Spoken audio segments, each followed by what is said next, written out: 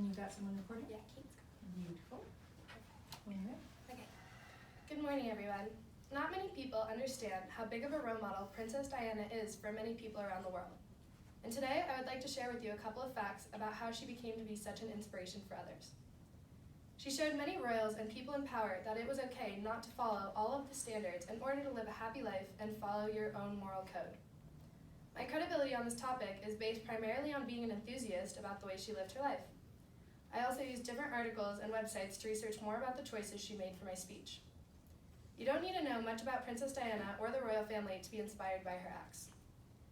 Princess Diana's fashion choices, maternal strategies, and compassion for the poor all defied royal norms and regulations, but she inspired people to live the happiest life despite the rules. First, I'd like to start off by talking about her style of fashion. Her fashion choices disregarded many of the royal expectations and regulations. Not only was she the first to have a custom-made wedding ring, which was completely out of the norm, but she broke the royal dress code in many other ways as well. By showing her shoulders, wearing a necklace as a headband, and wearing many rule-breaking outfits, Diana showed the world that it is okay to dress yourself how you please, rather than what is expected of you.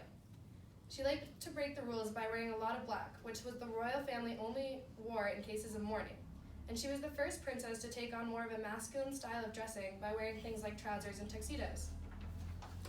Lindsay Baker from BBC News writes, she quietly signaled a departure from the famously buttoned-up, rigid royal codes. Second, I'd like to talk about the way she raised her two sons. The way she decided to raise her children infuriated a lot of the royal family because she went in a different direction than Queen Elizabeth. From the moment her sons were born, she took a different direction in raising them.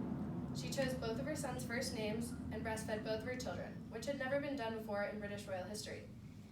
She tried to give the boys as normal a life as possible by sending them to public school and traveling with the kids before they were even a year old.